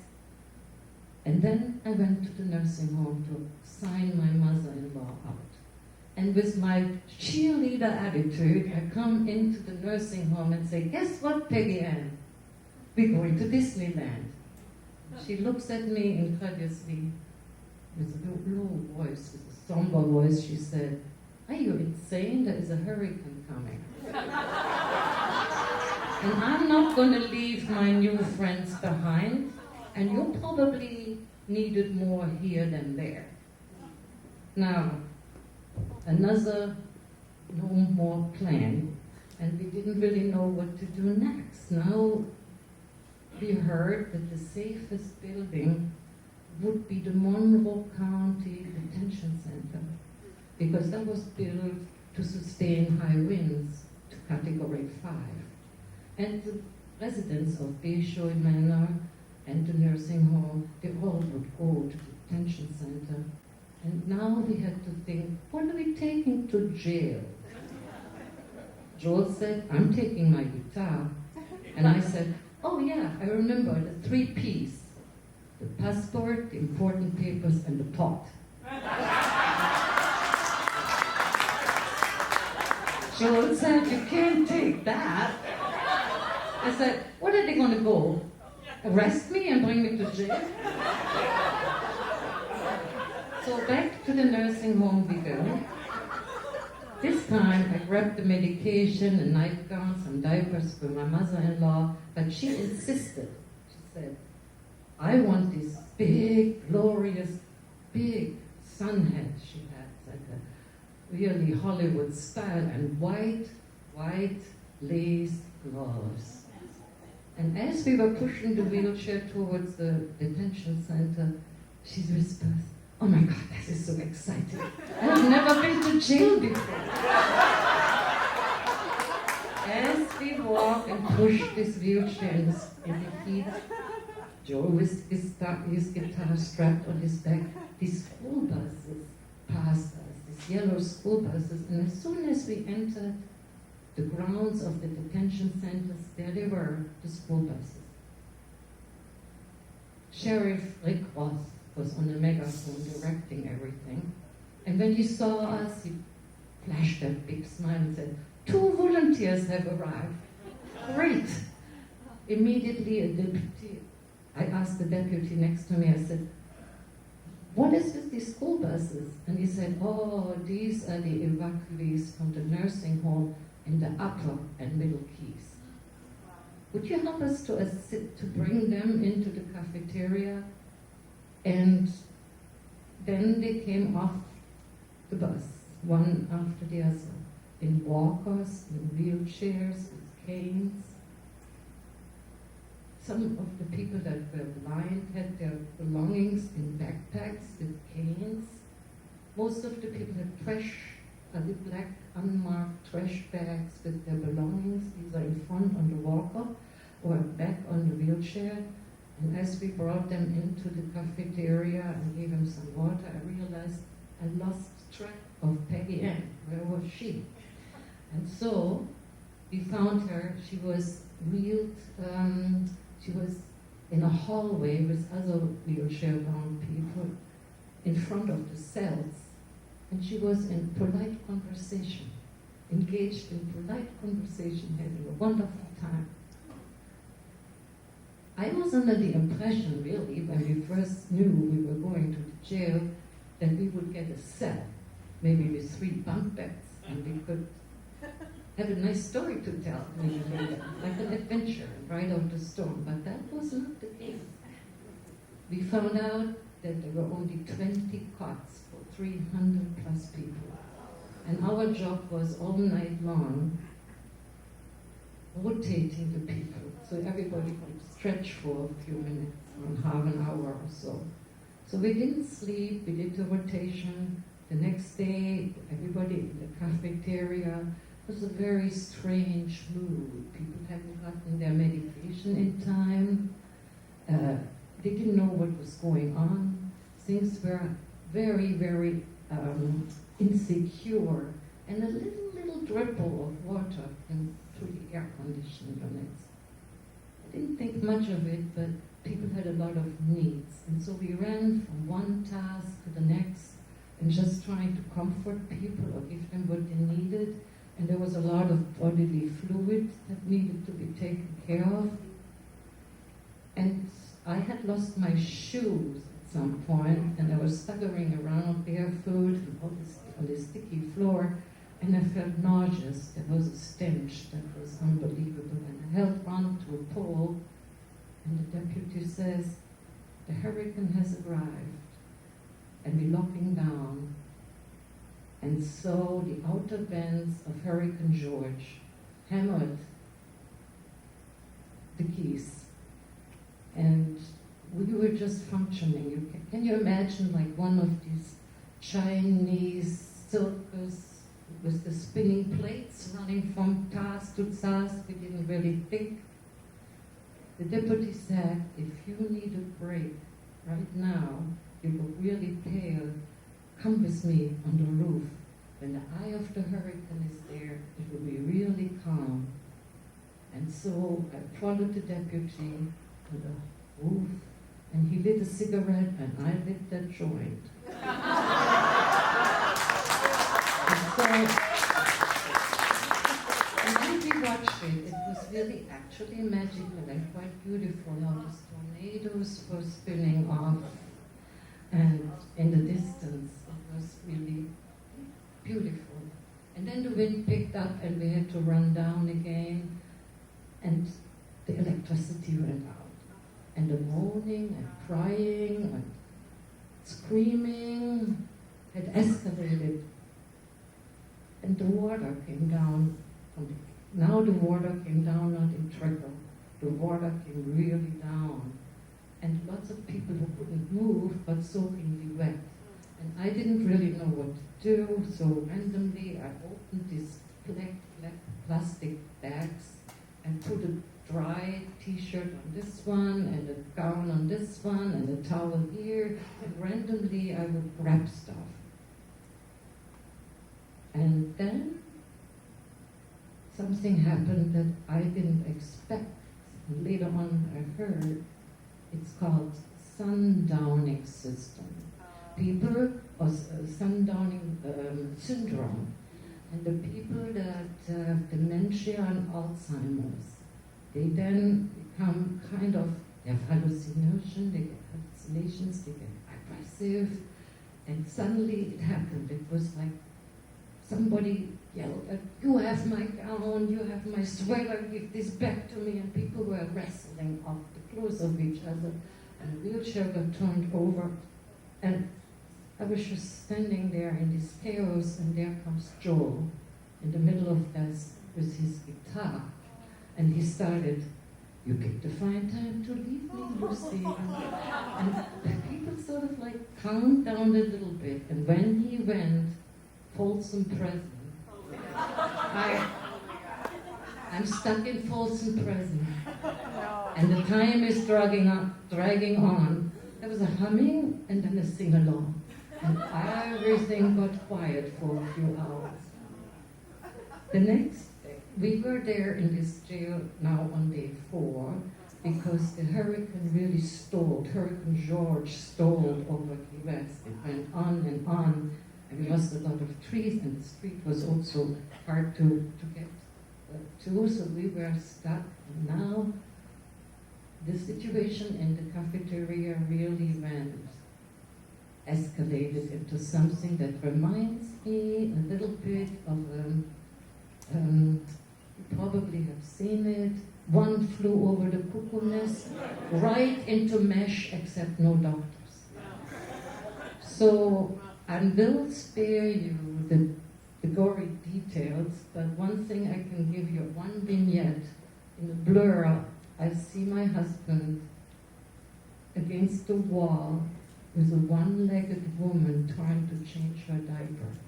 And they were both looking so very desperate.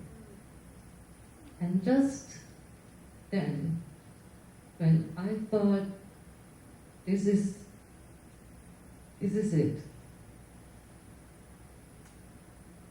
A skinny, tall, black man in white tights and a golden cape flew in. And it wasn't the bird, the plane, it was Dr. Jerome Covington. Dr. Covington, that year he was running for Fantasy Fest King. And he was at an event, a Fantasy Fest event that turned Hurricane Party. It was a fundraiser for his campaign that turned Hurricane Party. And when he heard about what had happened in the jail, he came right over and saved the day. And with him came the National Guard. And so we survived that, but this story has, now that I look back at it, almost a quarter of a century later, and I look back, it was one of these rare times where you have the inmates, the deputies, the National Guard, and the ordinary citizens, and the people with their challenges all became held on to each other for this short period of time, the Key West way, as one human family. Thank you. Thank you, Erika. Erika Biddle, everyone. That's beautiful. Thank you. That was great. Gonna move this right along. You know this fella. He gets around everywhere. He is the real deal when it comes to photojournalism down here. You're all super lucky. Probably don't know how lucky you are to have him doing the news for you. Come on up here, Rob O'Neill. Oh, Erika.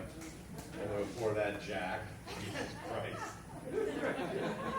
I swear to God I wasn't going to say this, but I'm very scared. I don't like talking in front of a lot of people, but I'm gonna try it. I can only see Ed, so this is good. Damn, you're ugly. Anyway, I just, Tony, I don't know him well enough to call him fat, but Tony asked me to do this, and so I'll do it. And so I thought I'd have of course, talk about a little travel thing about traveling to Puerto Rico. Actually, Cuba. Just kidding. So we talk about a bad decision, and so I made a couple of really bad decisions in the last 2 weeks. I had made a trip to Cuba around my closest friend's daughter's graduation from medical school. I've known her since 2003 when she was this big, and she's now a surgeon. And it's really cool, but I'm very scared. So anyway, I want to start this off by saying my mother. I don't know if any of you all know my mother, Patsy O'Neill Morrow. She was a great woman, and she taught me a long time ago. She saw me say, one day we're all going to look back on this and laugh. And when you're that age, you're like, yeah, bullshit, nah. But I learned that that the older you get, the shorter that time is when you get screwed over and you start laughing at yourself.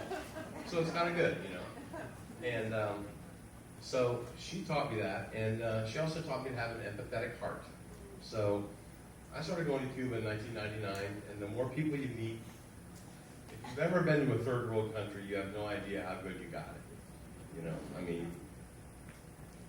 We all know how that is. And so I've got my trip together 2 weeks ago. I don't know if y'all remember 2 weeks ago tomorrow when the internet went down across the entire island. Remember that? Okay, so I was passenger number one. I got to the airport uncharacteristically early with my shit, with my big check bag, my carry-on, the personal item, and then my photographer's vest, which I never wear because it's kind of an embarrassment. It's like, who are you trying to prove? Like you're a photographer? That cheesy vest thing. And I waited the night before. I weighed about 50 pounds, which is what you're allowed. And at the last minute that morning, I crammed a bunch of, you ever heard of Laura bars? This is something I would never eat. I'm a nutty bar guy, right? A Laura bar is actually healthy. Carol Shaughnessy turned me on to them, and they're pretty good. And I bought like an industrial-sized box of them on Amazon. And that morning, I'm like, let's fucking, just jam the suitcase full of these things. Which, when I got to the airport, put me 2 pounds over. So I get to the airport, there's nobody in line, and I put my suitcase up there, and it weighs 52 pounds. And I think, surely this lady's gonna let me slide. She did. So she goes, you gotta go outside and get rid of this and just, get rid of something or jettison or whatever you gotta do, but you can't have more than 50 pounds. So I went out there, probably had a cigarette, whatever, not in any hurry. And then when I brought my suitcase back in, there was still nobody in line. The place was empty. I put my bag on the thing, 49 pounds, perfect. I'm handing her my passport, and her hand was literally on my passport as I'm handing it to her, and she goes, uh-oh. I was like, what's up? She goes, well, the system's down. That was the moment the internet went down. Perfect. So everybody else has already been on the plane, and I'm the one guy that gets screwed out of not getting to make it to Miami. So if you can imagine, and you all know the Key West Airport, it's not that big, but if you can imagine the entire departure area completely full, all the way down to TSA, completely filled. And the lady was nice, but she goes, well, you're fucked. But here's a card, call American Airlines. They're gonna rebook you. It's like, really? Okay, so it's like, this is not like going, like, we'll get you to Charlotte or Atlanta. It's like, there's like 3 flights to Havana, and you might be able to get a plane. So I get the lady on the phone, and I'm talking to her. This is after when the phones were kind of coming back. Was like, you guys remember this? It was like there was no email, no text, nothing. The entire airport was shut down, but people kept arriving. I was actually out there talking to this guy from Virginia. We're like, he goes, yeah, man, we were at the Reach, man, and we tried to call an Uber, couldn't get an Uber, and we finally got in a cab, and there was no way to pay the guy because we didn't have a way to move the credit card. We're all way too dependent on that, you know. But anyway, so I get on the phone with the lady, and she's like, yeah, we'll get you to Havana, no problem, you're good. My name's Carol, I've been here 30 years, it's all good. And she was very cool. And we're like 3/4 of the way through the booking process, and I'm like, okay, so Carol, so what time does the actual plane land in Havana? Hello? Hello? And the thing I want to mention about my mother, because we'll look back on this and laugh, it's like, there's a little bit of leeway there. It's like, I don't see the comedy in this. It's just not good. So I called back, and then I miraculously got through to another lady, and she got me there, and Carol had made the reservation. It was all good. So we got boom. Okay, we got 4 hours late. And the good thing is my friend in Havana was like, I can talk to him on WhatsApp, and look, I'll be 4 hours late, yada, yada, yada. So we get to Miami, and we're there, and get on the plane. Flight's going to leave at 6:45. By 5, I was on the plane at 5:30. By 5:45, the steady stream of all these people coming and coming, and you're sitting there, please don't sit next to me. Come on, man, I want this extra seat next to me. No problem. Done. They didn't shut the door, but there was nobody else coming. And sat there for another hour. 6:45, pilot comes on. Okay, everybody, we're about to shut the door here, but we're just waiting on some paperwork. 90 minutes later, sitting on the tarmac. Was it 90? It was, I don't know, 8:15. We finally left to get the paperwork done. Boom, fly there. What was my point? Okay, it was a nightmare. So anyway, the decision for me to put the extra Laura bars into my, it's like, my shit weighs 50 pounds the night before, and I put those things in my suitcase that morning, put me overweight, which made me go outside to change my luggage, and I missed the flight. Boom, but there's one more thing. I got one more thing. So I had a great trip, and I had my clients were there. They were fine because I had people on the ground, yada yada yada. Had a great trip and all that. So comes time to leave. Okay, so I always bring a little something back. A couple of bottles of rum. I mean, I'm not a smuggler, but I do watch the show To Catch a Smuggler regularly, right? And but I don't do drugs. Well, I do drugs, but I don't smuggle drugs. But so I'm coming back through customs, which I've done literally 59 times from Cuba, okay? And I'm coming through, and I don't know if you guys have ever been to the international customs place in Miami, which can be like good or bad, but like the worst is when it's outside the glass door. It's like you can't even believe. And especially 2019, maybe pre-COVID, but it's still, you don't want to be around these snotty people and weird shit, all this back and forth, and like an hour back and forth. None of that. So we go in there, I go in there, and it's like, the guy goes, go down to line 36. It's like, okay, fine. There were about 5 people in each line.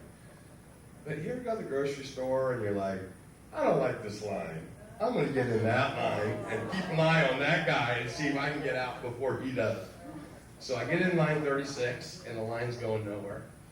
And I'm like, I don't like this line. So I jumped over to line 35 and proceeded to watch about at least 10 or 15 people go bing, bing, bing, bing, bing, right through, right through, right through.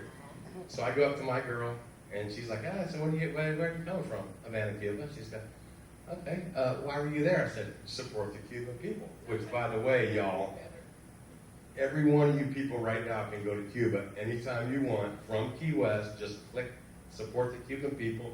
Promise not to eat in a Cuban restaurant, which you would never do, or stay in a Cuban hotel, which you don't need to do. Go to Airbnb. And but you could tell she kind of bristled by that. She didn't like it. And she goes, what do you got to claim? I'm like, I don't know, a few bottles of rum and some cigars. And I don't know why, I've never done that before. And she's like, whips out this orange card and scribbles something and throws it in my face. She goes, follow those green dots to the right. I'm like, I don't want to follow those green dots. I want to go to the left where all these people are leaving. And I spent the next 30 minutes clandestinely taking photos of the guy cutting all my cigars into little pieces. And he chopped up he poured all the rum out. I didn't see him do it, but he came back with empty bottles, whatever. And so now I'm sure that I can't bring anything back, at least for a little while. But anyway, I've been thinking about this for a week, like so nervous about getting in front of you people and like how I could end this thing, because I try to write it out like I would like a column in a newspaper, and it sounded too much like a column, but it's like, so we start off with my mother, who was a wonderful woman, and the way I would end it is this, is like, so the lesson I learned from this is, don't take healthy, heavy snacks, take Twinkies, and by all means, when you're returning from hostile communist countries with contraband, lie to customs. My mother would be so proud.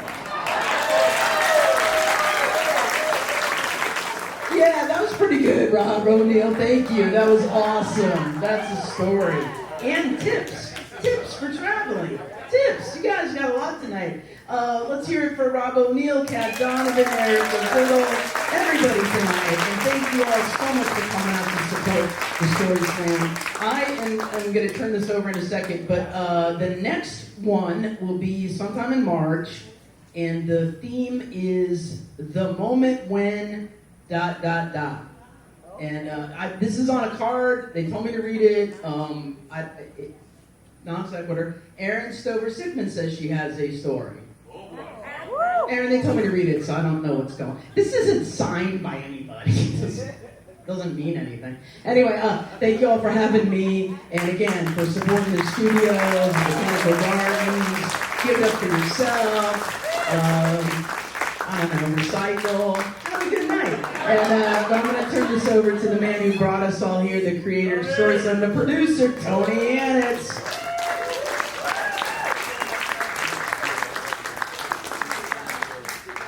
I'll tell you, being a producer is such hard work. So here's how it works. What does a great producer do? Nothing. So I got relegated from storyteller to host to tell my wife, Becky, what am I now? She goes, honey, you're the producer. Shit. Anyways, at least I dressed the part to be the producer. And here's the thing about it. What you really do is you come up, I'm an idea guy. But I can't get shit done. I just come up with a great idea. And then my wife Becky comes in, right? So I don't do anything. I just come up with an idea. And Becky goes, Becky, how do we do it? Have Gwen be the host. Great idea. We want to get more people to come up and speak, but not everybody likes to speak publicly. Becky, what do? Get somebody who teaches storytelling clinic, right? So to that end, I want to tell you, I spoke tonight to Lucy Stevens. I don't know if she's still here. Lucy, you here? Yep, right here. And Lucy's going to start doing a storytelling clinic for us because, the goal of this whole thing is to have people talk. So I got a bad decision story that I want to share with you. I started tending bar in the Bull and Whistle in 1975. The 70s on Wall Street were pretty insane, and the Bull and Whistle was the place. It had live music. It had all the girls. It was just fantastic. And so a lot of crazy shit went on, right? A lot of people in this room perhaps were there and somewhere remember it. So I leave the Bull and Whistle about 3:30 in the morning with a good friend of mine, Jill, and Jill and I had been dating for a little while, like maybe 3 days. And so she says, "Come on, honey, let's go back to the loft and." Bottle of champagne. Come on, baby. I'll rub your back. Yeah. I said, I want to go by the 21 Club. Anybody remember Cecil Baines' 21 Club over here? Yeah, it was like another fucking planet, right? It was in another universe. I got to go by the 21 Club just for a drink. Let's see Cecil. All right. come on, honey, let's go home. No, let's go, one drink, one bad decision. So, anybody, by the way, the 21 Club is where In One Era is now, the consignment shop across from Blue Heaven. I apologize. The antique store. I hate when I'm politically fucking incorrect. But anyway, thank you. So we go in the bar and we sit, and, you know, it was always cool in there. It was always 3 in the morning, no matter what time it was. So we're sitting there and we're hanging out. And so a while back, this guy had come into town, and he was a Cuban guy, and his name was Rick. So of course we called him Cuban Rick. And so big guy, big good looking, 6'4", chest and face, just a lot, great guy. And so he comes into town. He goes, "Go on, Cuban too. Yeah, I love you too." So my brother, I love you. So every time he came in the bar, I bought him drinks. He loved me. We loved each other. We were good friends. But he had a problem. He really liked cocaine a lot. I mean, I liked it a lot, but you know, that. I only snorted half of Peru. He snorted Peru and Colombia. Anyway. So he becomes best friend with a guy named Jim Mayer, one of the owners of Sloppy Joe's Bar, and a guy who, quite frankly, I said to him one time, "God damn it, Jim, you know you like fucking going 100 miles an hour when he breaks it." He goes, "Yeah, and I fucking love it." That was Jim Mayer. So they both had an affinity for cocaine. So it was snorting cocaine, shooting cocaine, and fucking putting it up their ass. I don't know what they're doing, but it was coke. And if you've ever done cocaine, not you, Chief. I don't know, maybe if there's another hurricane, we'll have Erika and you on the roof. So Cuban Rick, and they were like, and you know, he was a real happy guy, a loving guy. But as you know, anybody that here has ever tried cocaine, it gets you up and it gets you down. And when you get down, you want to go up again. And so we're sitting at the bar, me and this girl, Jill, cool, we're having a drink, and Rick comes through the door. Rick, ¿qué pasa, mi hermano? What's wrong? Come here, give me a hug. No, life's not worth living. I mean, he had no coke, right? So he had to go, no, I hate everything. So I'm sitting there at the bar. He comes out of the bar, and he goes, "Life is no good. We shouldn't live anymore." And I'm going, we is fucking yes in French, right? So he said, "No, you and I, we're going to leave this world because it's not any good." And I'm thinking, this fucking guy's crazy, until I hear, shh. And he puts a 9mm in the back of my head. Fuck, I couldn't breathe. I don't know whether it was 10 seconds or a year. I don't know. I really don't know. And just then this guy comes by, a shrimper, and his nickname was the Wizard. Cool guy, nice guy, also liked cocaine a lot. So he walks by and he says, "Fat, what the fuck's going on, bro?" I said, "Well, Rick says this world's not worth living and we're gonna die." He said, "We are." I said, "Yeah." He says, "Okay." He pulls his fucking gun out and goes, puts it on the back of Rick's head. And I'm saying, who the fuck's walking? The last guy's walking out. And just then, does anybody know Cecil Bain? Cecil Bain was the coolest cat in the history of mankind. And so you would think he could run up and go, "Are you fucking guys got guns in my fucking bars? What are you fucking doing?" He walks up and goes, "Hey, back in the liquor room, some really nice lines of cocaine, if you guys wanna." And so the wizard goes, "Oh shit, yeah, shh." Rick goes, "Shh, put the guns away." We go back to the fucking room, we snort the fucking cocaine, and never again talked about it like it never had fucking happened.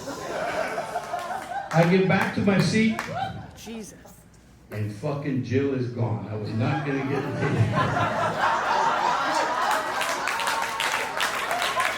Some of the crazy things that happen. I want to encourage people to come up and tell their stories. This isn't about Tony Yaniz or about Gwen. So, by the way, how about Gwen Filiosa? Yeah, if I was a lesbian, I'd definitely go for Gwen. I mean, you know, who knows? We might work something out. Great job by Gwen and by the staff, and absolutely the studios of Key West, and Aaron Stover Stickman, and a person that I've come to love so much, my videographer and rock star, Deja Cochran, who I went to right when I went to Gwen and said, "I'm going to do this shit," and Gwen said, "Yeah, good fucking luck," right? She was right. I went to Deja, and again, they're having this artisan market on White Street, and I go to Becky, man, what the fuck? I need a videographer, man. What am I gonna do? And she goes, why don't you go talk to Deja over there? It's like, Deja, we're doing this shit, man. We're doing the, people are gonna tell the stories like the moth. And then she goes, yeah, are you a video? I'm in. I said, well, I don't know if I can pay you. She goes, I don't give a shit. So, Deja, we love you. You're an amazing person. Matt, who set up the room. My wife, Becky, who I don't know, 13 years with her, 6 marriages. And I also want to say this, and I'll leave it with that. First of all, we're going to do the next one in the spring. Oh, I'm sorry. It's going to be in March. It's going to be in March. See what I mean? Producer. What a great producer. We're going to have the next one in March. And I want you to encourage you. And again, I said to Becky, fuck, I need a theme. What's the theme? She goes, the moment it happened. When? The moment. I'm sorry, see, I fucked it up already. The moment when. The moment when. Whatever the hell that means. But I want to just say that storytelling is the oldest form of art and of communication. And you hear a story and you live vicariously, but being able to tell a story also releases a tremendous amount of emotion. And I think you saw that tonight. Every time we do one of these, I say it cannot get better, and yet it does. So in March, whatever the hell the theme was, that's that. We love you so much. Get involved. Call me. Chief, you got a story? Huh? All right. Thank you very much. Good night, and we appreciate you coming out and doing this kind of entertainment. Good night.